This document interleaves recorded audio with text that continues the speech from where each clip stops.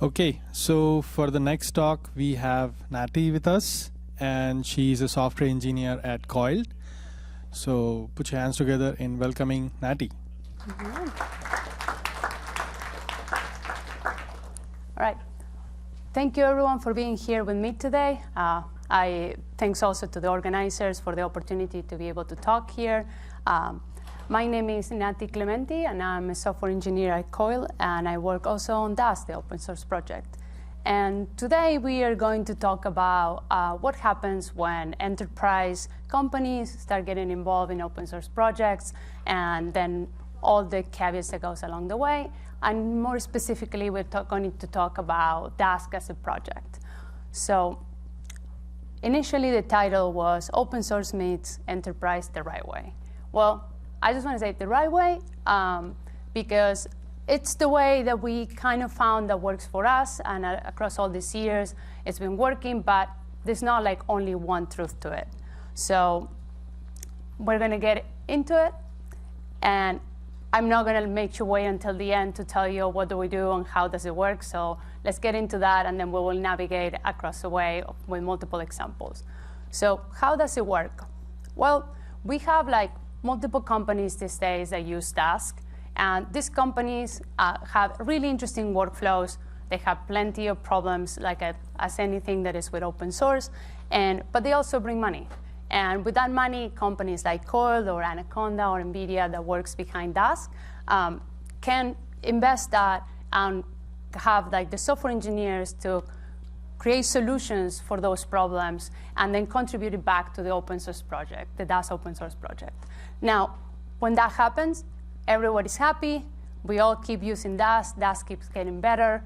And that makes Dask more visible. And hopefully those people that are maybe grad students or other users will continue to use Dask, and then eventually will get employed and introduce that to companies, and the feedback loop goes on. So today, I'm going to show you a little bit of what is Dask, just as a general view, how it was kind of born, who uses Dask in the wild. We're not going to get into the specifics of the open source library. If you're interested to know more about that, there are plenty of PyData talks and SciPy talks, or you can stop by our booth and we'll happily talk to you and then show you all the goodies that Dask have. And we're also going to talk about how Dask grows, and then how do we build consensus, and then what are the efforts that are driven by single companies, and then what are collaborations that happen along the way. But before we get into all of that, probably most of you use some open source library, and I would like to let you know a little bit more about me and how I got introduced to open source, and then how I end up doing like open source in an enterprise company. So hi again. My name is Naty Clementi. I'm from Argentina. I'm an immigrant in this country. And if you don't know what Argentina is, maybe you might know Messi, or that we won the most recent World Cup. The Pope, if anyone heard of him. We also have really good meat and, unfortunately, tons of inflation. So another question that I always get is that, OK, Argentina, yes, sounds somewhere there in the south. How big is it? Looks big. Let's just put an end to that. Argentina is a pretty big country. It's like as long, almost as wide the US is. And yeah, it's pretty beautiful. So if you always wonder if you want to go, you should go.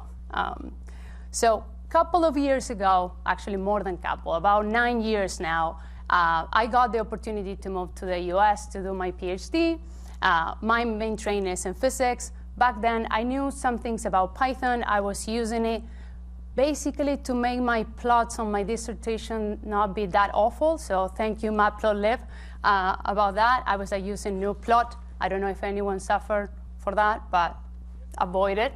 And then I got introduced to all the PyData ecosystem.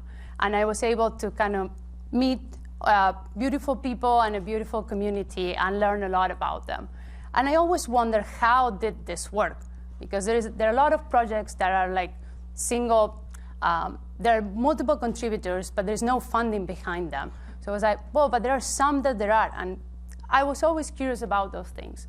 So by the time that I was done with grad school, I needed to find a job, but I really, really liked the build the community that was around open source. And that's how I learned about Coiled, which is a Dask company. So it was like, okay, how does it work that we have like an open source project like Dask, and then a company that works behind that? I just was very happy that I would get to work on open source and being paid for it. So I kind of just got into it and started learning more about Dask. For those of you that might not know what Dask is, so let's just get into a little bit of history. So in general, Dask is an open source library for distributed and parallel computing that allows you to parallelize Python and pretty much everything in the PyData ecosystem. So probably you might have used pandas or numpys or scikit-learn. Well, Dask enables you to parallelize those libraries very easily. But Dask has behind a lot of contributors, and there are a lot of packages that use Dask. It's like if you go to the repo, you will see that it's a fairly mature project. It's been around for like 7-8 years, and it keeps growing. It keeps growing, and there's an important community behind it, but there's also multiple companies behind it. When I started working in Dask, I noticed that the contributors were, most of them, contributors and maintainers, belong at that point 2 years ago to pretty much 4 different companies. It was like Coiled, Anaconda, NVIDIA, and Saturn. And along the way, these companies kind of like help the project move forward. But it was really interesting to me that when I came to learn that Dask started under the hood of a company. It's what's called today Anaconda, but it was continuing at the time. So it was back then where Dask, around Christmas of 2014, Matt Rockling decided to kind of like kick the first commit, and that's how kind of Dask got started. And for multiple years, Anaconda supported the project by being kind of hands-off. Like the governance was up to the community, and then that let the project mature and expand along the way. And 5 years later, it was when NVIDIA decided to invest in Dask, and they wanted to bring Dask to GPUs because they saw potential, and they wanted to make that happen. And they wanted to do it by the hand of one of the main maintainers of that. So that's when Matt Rockling went to NVIDIA for around a year, and then it got started again around holiday times, 5 years afterwards. We got the first commit to Dask. So we are also coming up to a 5-year mark, so I wonder what's going to happen next. We don't know. But anyways, Dask is a project that's been around for multiple years. And there are multiple companies, and I only could fit some of them, that use Dask and use Dask in anger in the wild. They're doing like crazy things that sometimes developers decide, how are you doing that? But the beauty about that is that these companies can be like, in multiple cases, customers of Coiled, Anaconda, NVIDIA, and so on. And we get to learn a lot about what they do. And they bring problems, and those problems inspire solutions that they ultimately go to the open source project. Now you might wonder, you have all these companies, they are customers, but how does it work, the fact that you can be defending the interests of your customers, but then also putting the open source first? And it is tricky. Like sometimes multiple things can happen, but thankfully, we do have a strong sense of community, and there is a governance repository that set up the rules on how do we handle situations like this. So for example, one interesting example was when Dask the project was deciding to kind of like have a refresh, like a rebranding. So we wanted to build consensus around this, and that was the way that it was able to kind of like let it sink in the community and being able to move from the older logo to a new logo, a new schema of colors and palette, stuff. And yes, like discussions were interesting, and the community chip in. But like having a document like the governance document enabled us to have a limited group where multiple owners of the project were able to make a decision, propose back to the community, and then kind of get their input, but also not get blocked into a full discussion. So those discussions were visible. Like after those meetings happened, there was a summary in the community where we're trying to explain what it was discussed, what were the options, and people chip in, but those weren't like necessarily things that impacted like the final solution. There was a team that was formed for multiple owners of the project. Bear in mind that ownership is not attached to employment. You earn ownership on the project as like you develop as a contributor. Like if you are a good contributor, you are committed, you will probably get ownership. There is a process to that, but we're not going to get into this at the moment. So this was kind of like the final solution. It's like a little bit of a screenshot. You can see on dask.org what it looks today, but it looks more professional, and there are like nicer things, and then like you can see things moving. And it was nice to see how like the community came along, and then now we got a nicer website. But not everything is about pretty things. Not everything is about a pretty logo and pretty stuff.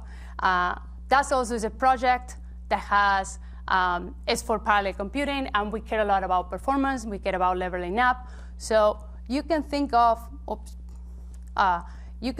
performance as there we go. You can think of performance as kind of like if you're familiarized with Pokemons, like you level up, you get better. Now you're faster, you have more speed, and then up to date, Dask is kind of flying. So let's see how this happens. So having Dask evolve and having Dask growing and then becoming better and more competitive is a result of multiple things. But one of them is that there are companies that have like a single company-driven effort, and they are invested in making things better. So we're going to go now over one of those examples, and then we're going to get to see a nice demo.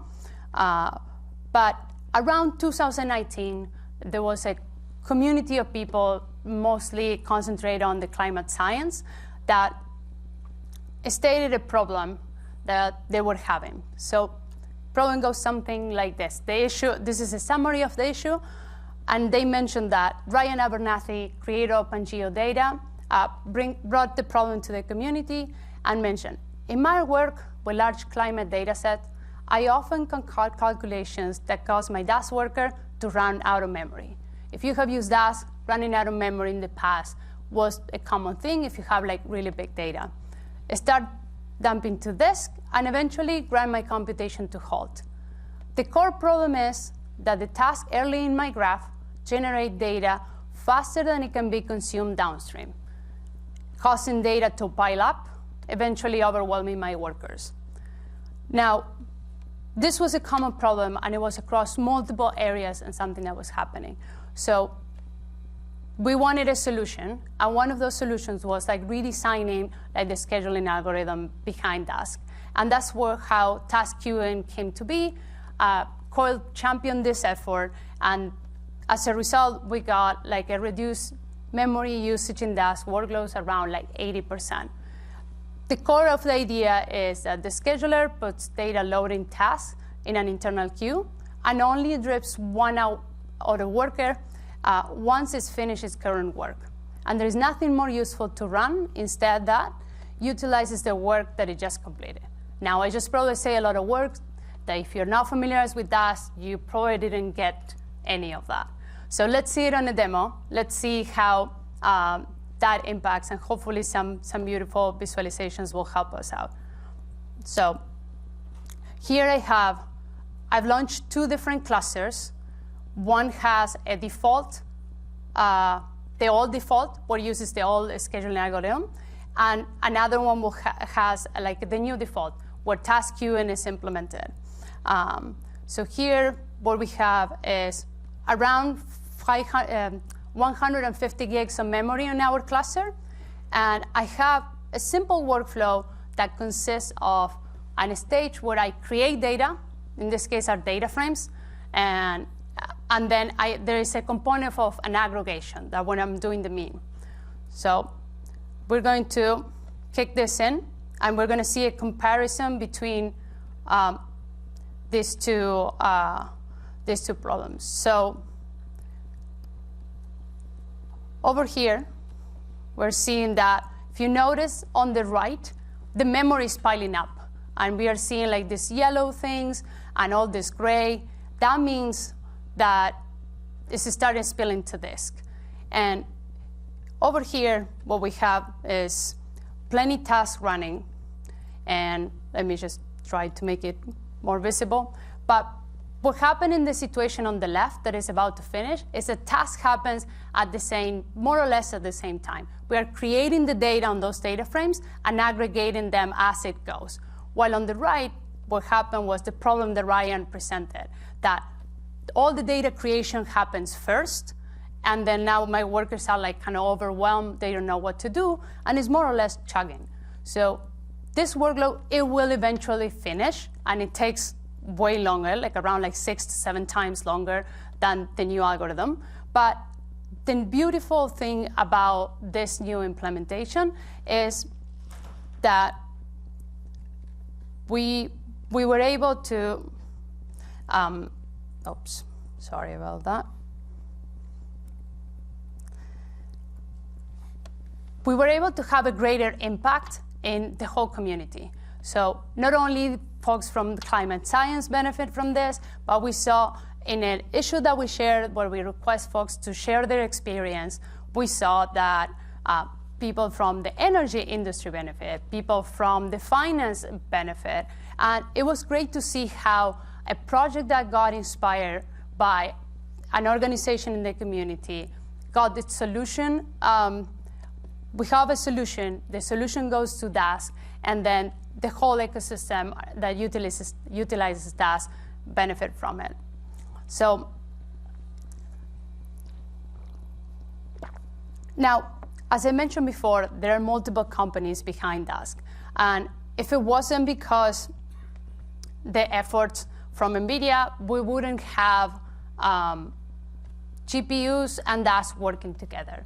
And it's worth mentioning that NVIDIA champions the efforts on GPUs, and all the efforts that they got into GPUs, inspired by their customers and stuff, go back to like Dask, and it benefits the full project. And they have been able to put up their like QDFs to deal with data frames, CuPy for the case of arrays, and QML for machine learning, among other of the libraries in the ecosystem. As well as NVIDIA has had like customers in the past that they have needs that require a solution, and those solutions were what inspired Dask Kubernetes and Dask Cloud Provider. Now, you might wonder, like, okay, these companies individually work, and then they get the, things done, and those things go to the project, but do you guys work together? Well, we do. We do work together. It's not only NVIDIA doing GPU things, and then Coiled and Anaconda doing other like more CPU stuff. It's like there is a strong sense of collaboration and a really good community building. And one most recent example of those collaborations has been what we got. Thanks to the Pandas 2.0 release, now there is support for arrow D types in data frames. And Dask, with its upstream testing, and then all the collaboration between Dask and Pandas, as well as like the interaction between Coiled and NVIDIA, Dask data frames now have PyArrow strings.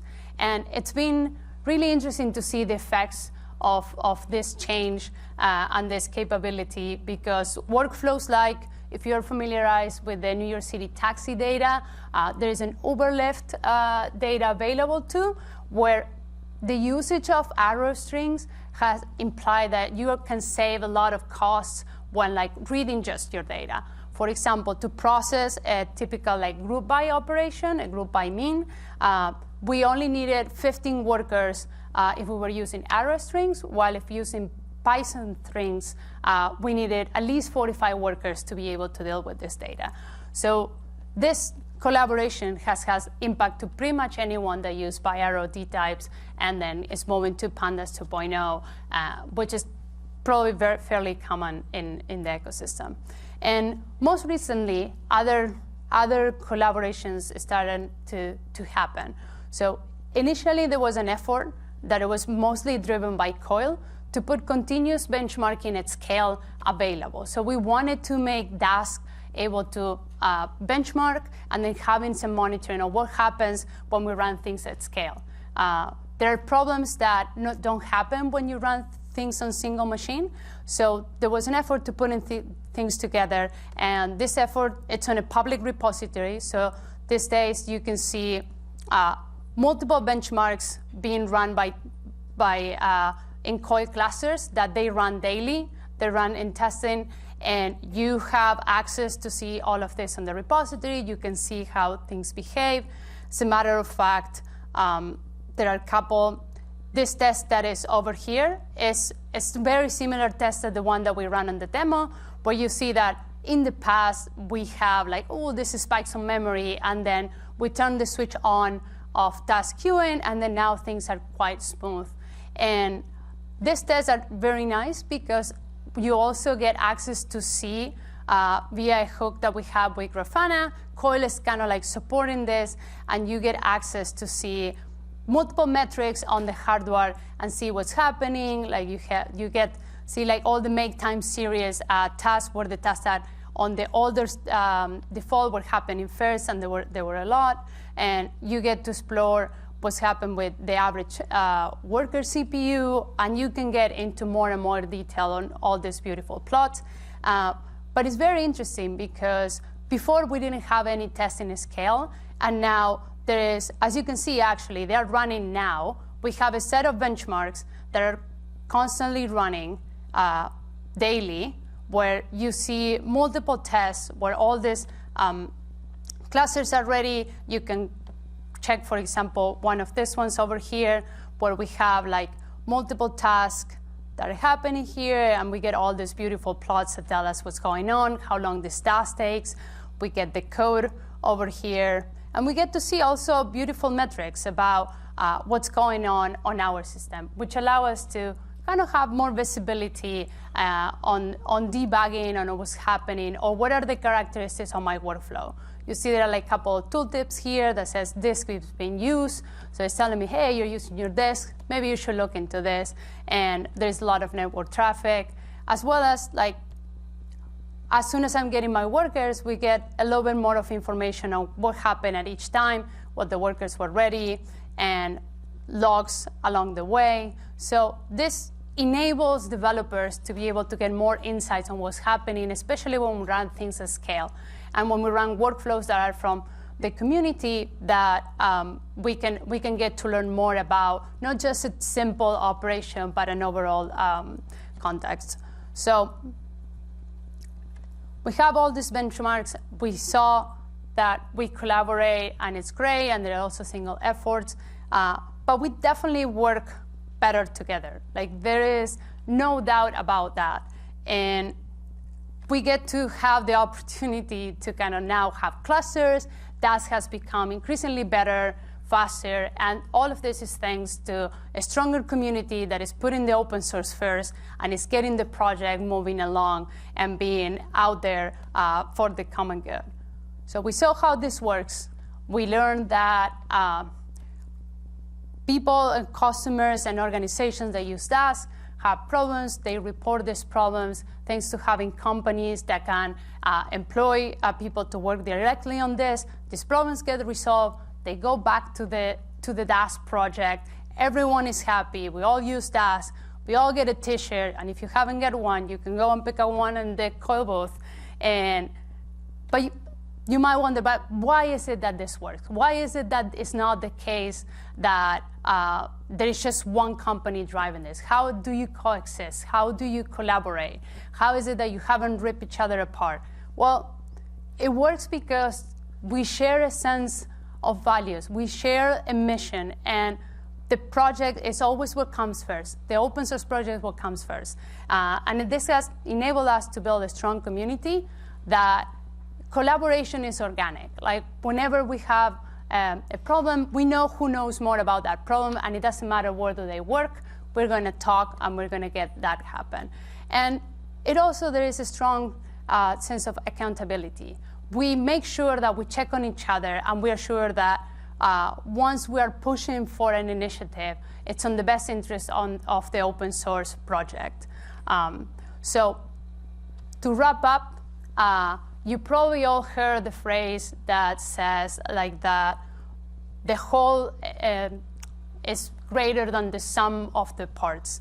Well, the phrase, that one is not actually the phrase. The phrase actually goes, the translation, it goes like, in the case of all things which have several parts and in which the totality is not, as it were, a mere heap, but the whole is something beside the parts, there is a cause. And I truly believe that there is a cause behind Dask, and Dask is going to make everyone not only faster, but get better workflows and then get better results and business results. So with that, I will thank you all for your time. Here are the slides to download. You feel free to scan the QR. Trust me, it's just a QR to the slide. There's no trick here. But yeah, with all that, I'll take any questions that you all might have. Thank you very much. Thank you for this amazing presentation. Let's see if we have any questions from the audience. Oh. I think there's one over there.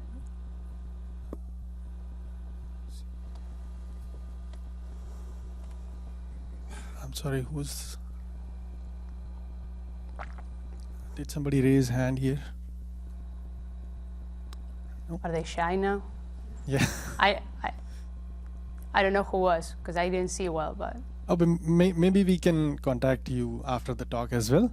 Yeah, absolutely. One-on-one? Like, if you want to chat with me or anyone about Dask or the core team, we're going to be still until the end of the day by the booth, and then you can pick up another T-shirt like this one, and yeah, that will be great. Okay, thank you once again. All right.